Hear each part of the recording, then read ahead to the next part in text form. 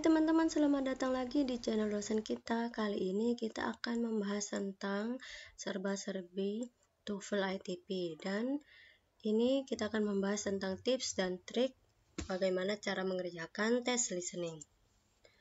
Yang pertama, kita akan membahas triknya, bagaimana cara mengerjakan tes listening, dan ini saya akan beri beberapa kunci. Kunci ini biasa digunakan oleh peserta ujian tes TOEFL untuk mengerjakan tes listening.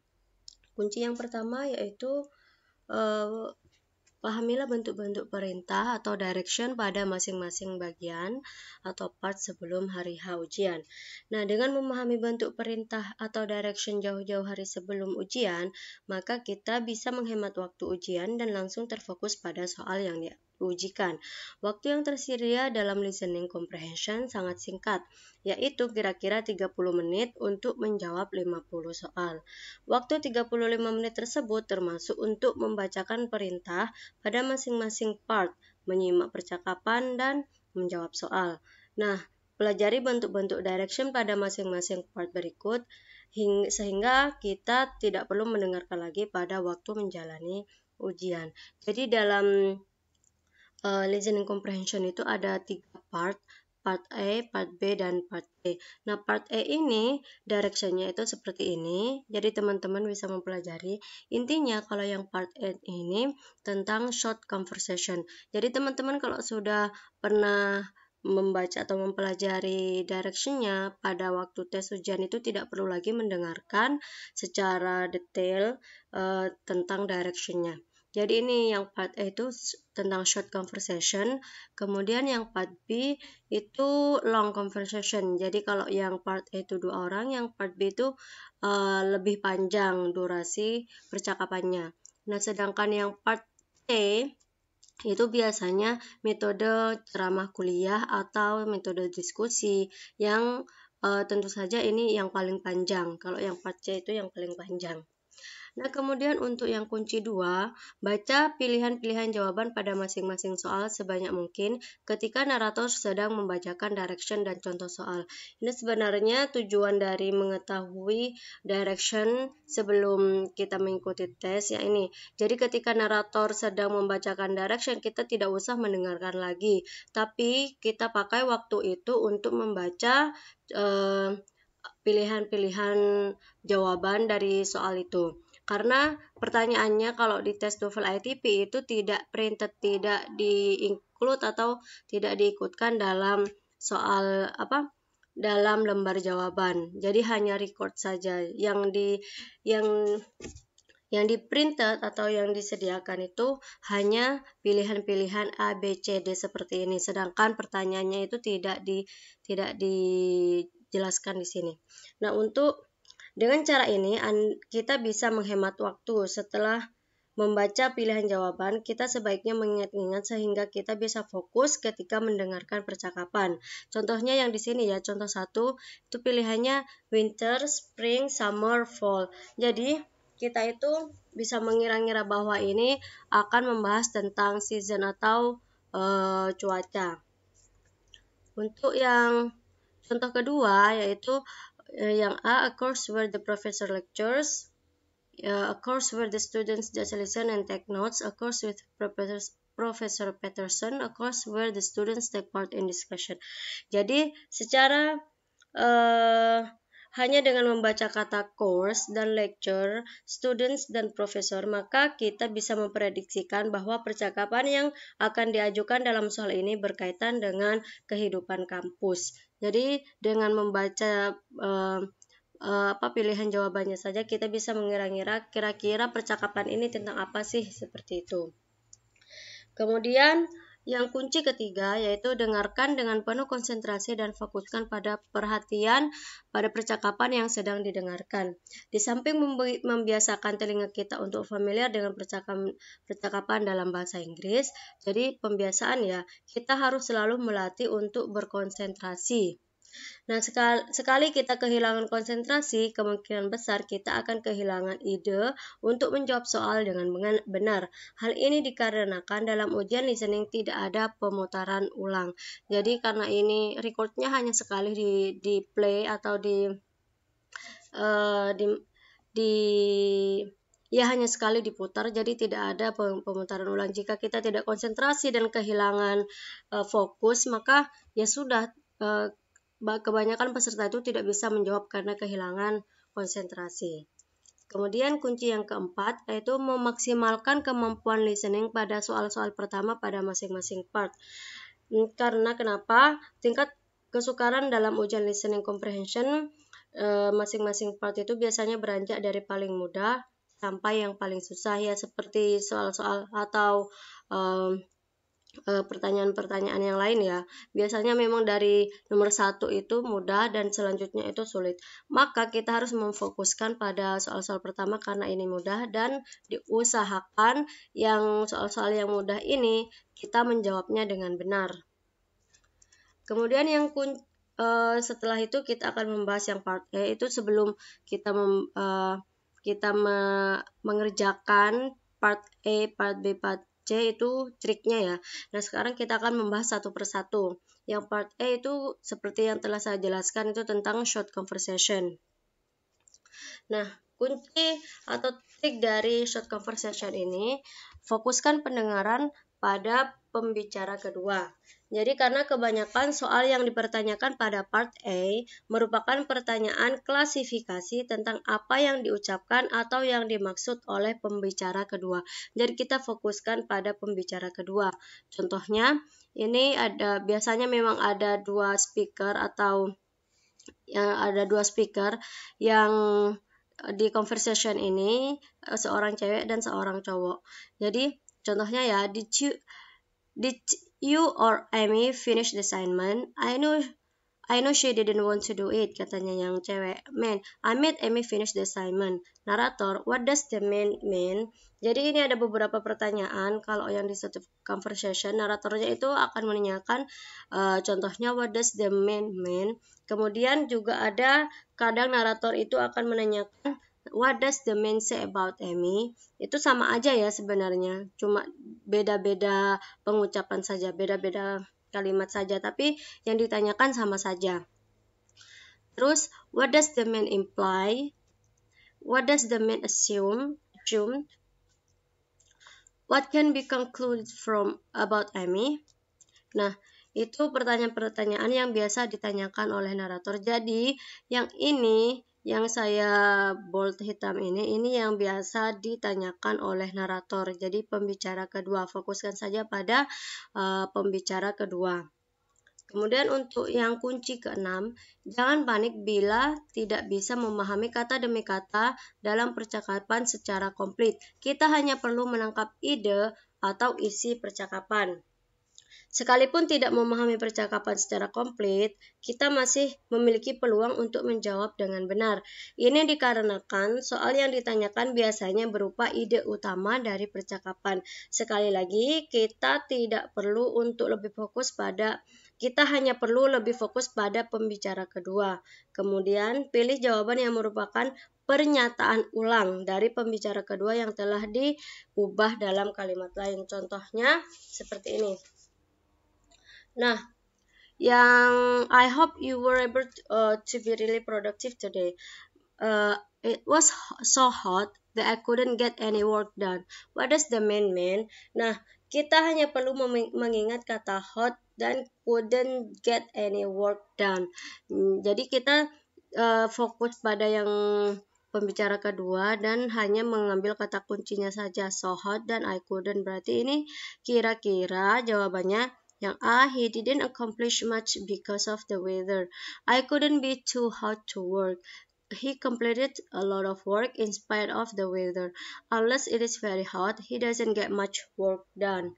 Jadi jawaban yang kira-kira benar adalah yaitu yang A, he didn't accomplish much because of the weather. Jadi ini kan so hot karena cuacanya sangat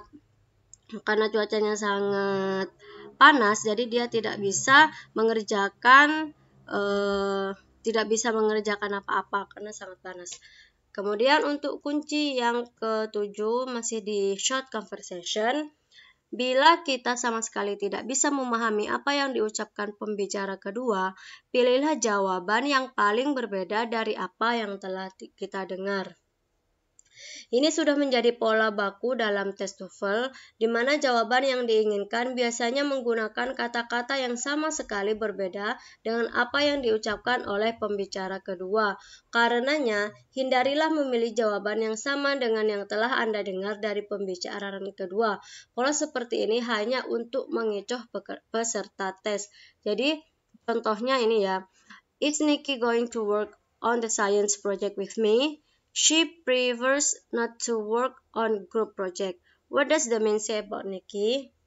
Jadi, pada lembar soal, kita akan mendapat pilihan jawaban sebagai berikut. She'd rather work alone. Group work is her preference. She's working on a project about group preference. She projected that the group wouldn't work. Pilihan yang paling berbeda dari apa yang diucapkan oleh pembicara kedua adalah jawaban yang A. Bila kita memilih A tanpa mengetahui apa yang sesungguhnya dimaksud pembicara kedua, melainkan hanya melihat jawaban yang paling berbeda dari statement orang kedua, maka kita tidak akan merugi karena jawaban yang kita pilih itu sebenarnya benar. Jadi kan ini she prefers not to work on group project. Jadi yang pilihan B itu ada group work, masih sama dengan yang dibicarakan oleh orang kedua. She's working on project juga masih sama dengan yang ini. She projected that the group wouldn't work. Jadi yang ini biasanya memang di tes TOEFL itu mengecoh para peserta tes. Jadi kita bisa memilih paling berbeda dari apa yang telah didengar. Namun tetap kita itu harus fokus dengan recordingnya ya. Jangan gara-gara ini aku akan mencari yang lebih berbeda saja, tidak, karena ini kadang-kadang saja seperti itu. Takutnya ada soal yang triknya itu tidak seperti ini.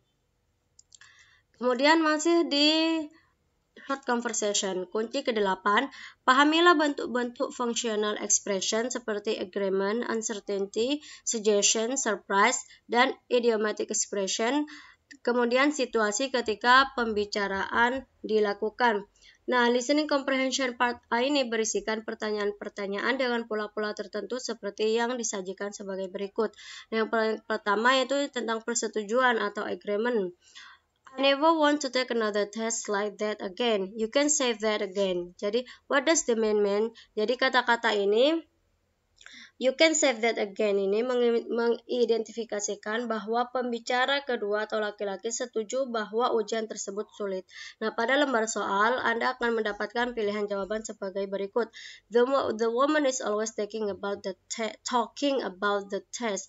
It is alright if the woman keeps talking. He would like the woman to repeat what she said. He agrees that the exam was terrible. Jadi kata-kata you can say that again ini berarti pria ini setuju dengan apa yang dikatakan woman, si wanita. Jadi pilihan yang tepat adalah yang D.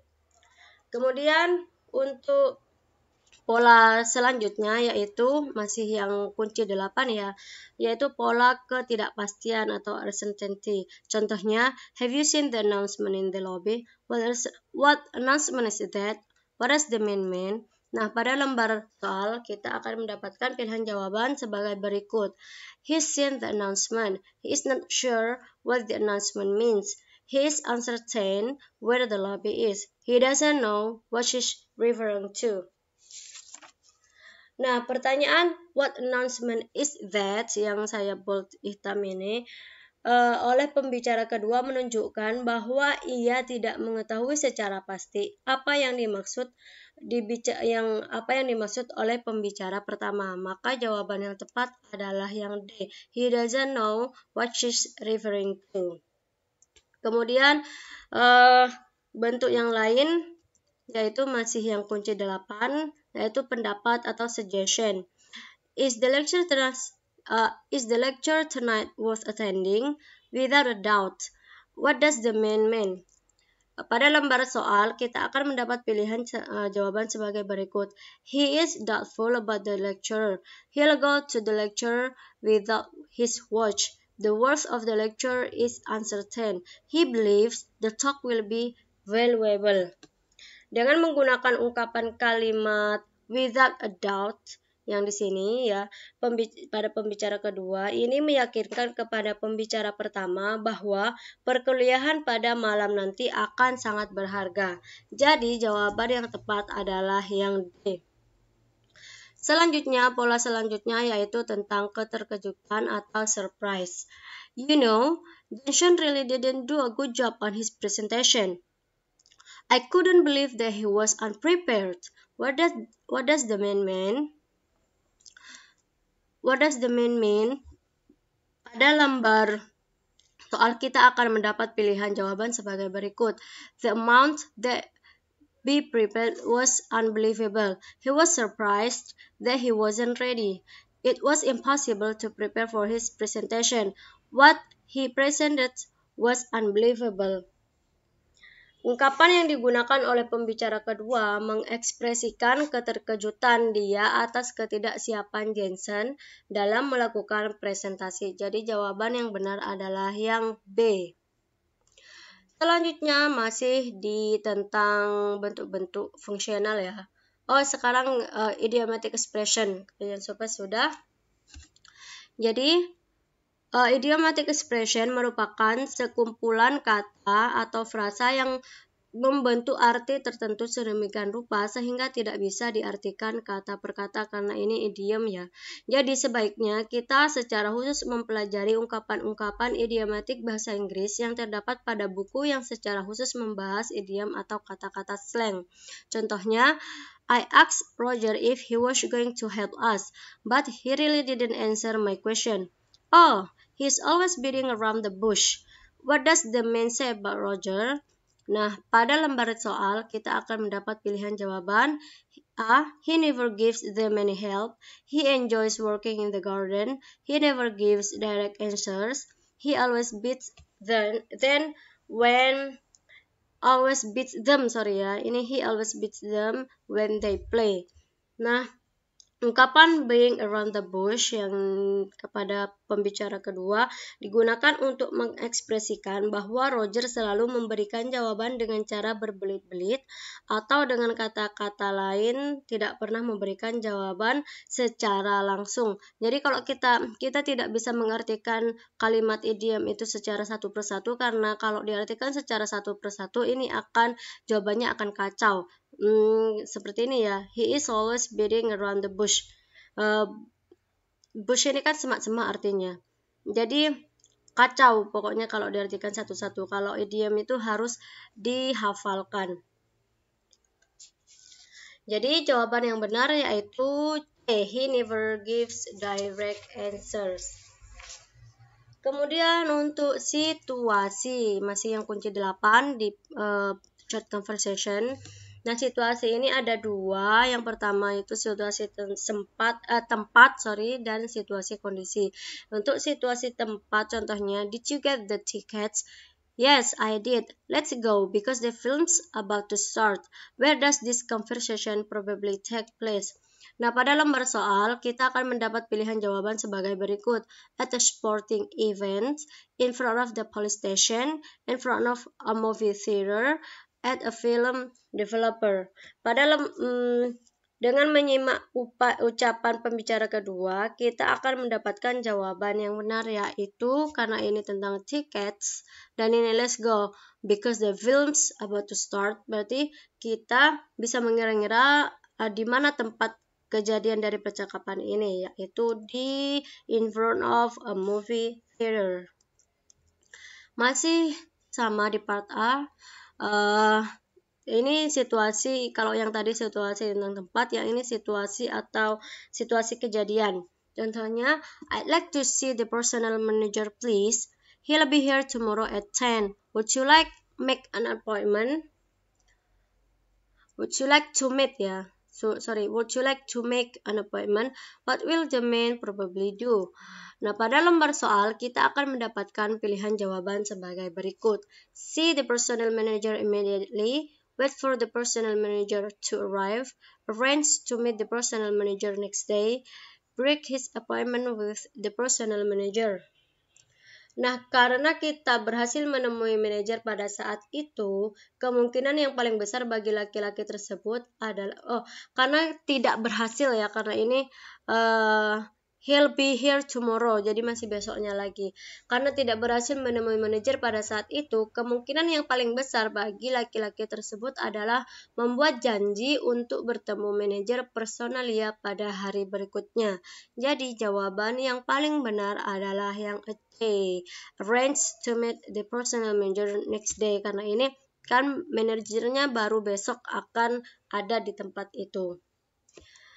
Sudah yang part B, sekarang kita akan membahas yang part B atau longer conversation. Bagian ini mengujikan dua dialog panjang antara dua orang, laki-laki dan perempuan.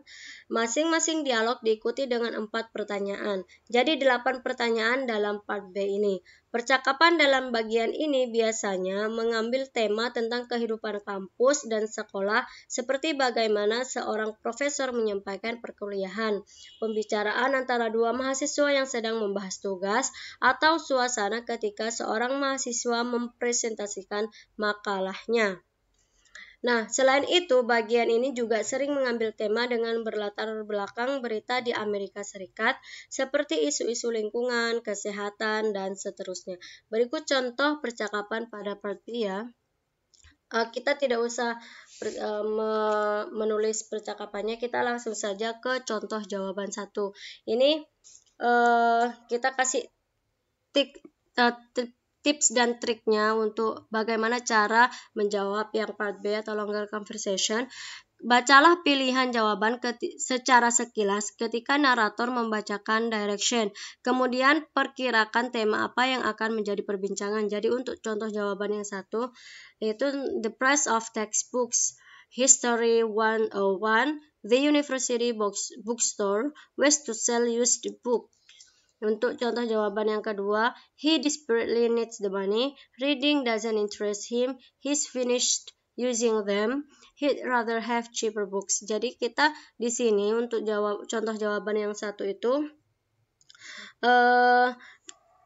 dengan cara membaca sekilas pilihan-pilihan jawaban ini, kita akan menangkap beberapa kata seperti yang ini ya. The price of textbook, history, terus bookstore, jadi books. Jadi ini kita secara sekilas telah menangkap sebuah tema bahwa pertanyaannya akan mengacu tentang buku ya kan, karena ini textbook, terus history, bookstore, dan books.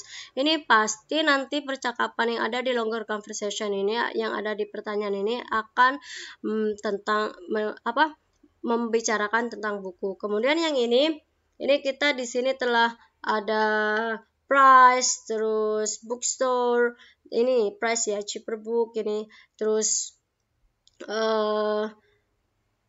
ini desperately need the money. Nah, maka kita secara gamblang, secara simpelnya di sini akan membicarakan tentang alasan tentang buku. Mau digimanakan buku itu? Nah, di sini alasannya. Kemudian kunci yang ke-10. Ketika menyimak conversation, kita harus mengetahui apa tema atau topik yang dibicarakan. Kita bisa melatih diri dengan membiasakan membaca cepat pilihan-pilihan jawaban dan selanjutnya berpikir cermat tentang perkiraan tema yang dibicarakan. Nah, jadi kita harus memperhatikan pembicara pertama. Karena pembicara pertama ini biasanya disinilah tempat ide utama, topik pembicaraan, dan subjek yang dibicarakan. Masih di part B dan longer conversation, kunci ke-11, waspada terhadap masing-masing pertanyaan. Kita harus selalu fokus pada pertanyaan, karena kenapa? Pertanyaan itu tidak akan diulang lagi. Kemudian untuk kunci ke-12, amati kondisi dan situasi yang terjadi selama percakapan berlangsung, yakni menyangkut tempat, waktu pembicaraan, apa dan siapa yang dibicarakan. Kita harus bisa membuat simpulan-simpulan mengenai situasi pembicaraan, karena pada part B ini seringkali diminta untuk membuat inferensi atau simpulan mengenai sebuah percakapan.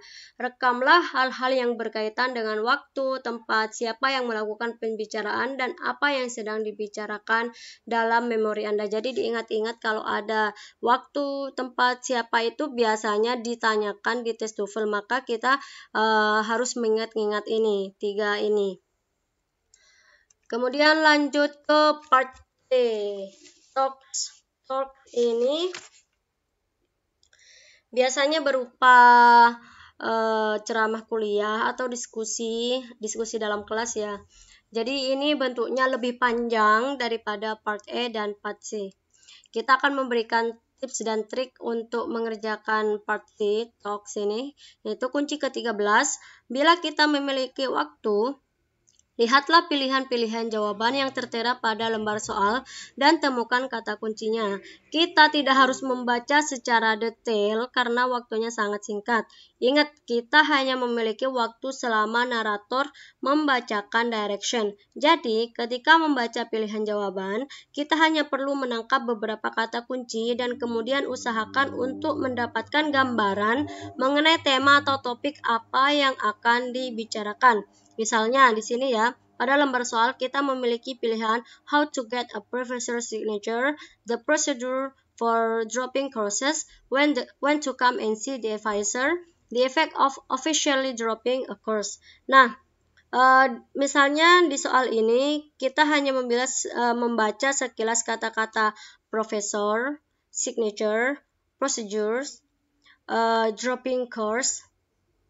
Dengan demikian, kita bisa mengetahui bahwa kira-kira nih, topik yang akan kita dengarkan adalah sesuatu yang berkaitan dengan prosedur untuk membatalkan mata kuliah. Jadi ini kan ada professor signature, ada procedure for dropping courses. Maka di sini secara sekilas kita akan berpikir tentang tema, kira-kira temanya itu tentang prosedur pembatalan. Temanya tentang prosedur pembatalan mata kuliah. Masih di part C, bagian talks, kunci ke-14, waspadailah pembicaraan pada kalimat-kalimat pertama karena biasanya akan menjadi topik bagi kalimat-kalimat selanjutnya. Setelah mendengar recording, kita akan mendengar narator bertanya, what is the primary topic of the talk? Jadi biasanya pertanyaan tentang topik ini akan ada di awal pertanyaan setelah talknya, setelah pembicaraan atau ceramah kuliahnya. Nah, pada lembar soal kita memiliki pilihan how to get a professor's signature, the procedure for dropping courses, when to come and see the advisor, the effect of officially dropping a course. Nah, di sini contoh ceramah kuliahnya ya. Nah, kita fokusnya kepada kalimat-kalimat ini, kalimat-kalimat yang pertama, karena ini biasanya disitulah letak topiknya. Nah, di sini kita mendengar the policies for dropping classes at this school. Jadi, jawaban yang tepat yaitu yang B, the procedure for dropping courses. Kunci selanjutnya yaitu kunci 15. Fokuskan pendengaran pada hal-hal yang berkaitan dengan pertanyaan 5WH, yaitu what, who, when, where, why, dan how. Nah, pada tape recorder kita akan mendengar talk seperti ini atau ceramah kuliah seperti ini. Nah, kita harus fokusnya pada ini. Kira-kira yang what ini akan menanyakan apa, who tentang apa, siapa, when, di mana, when kapan, where di mana, why kenapa, how bagaimana.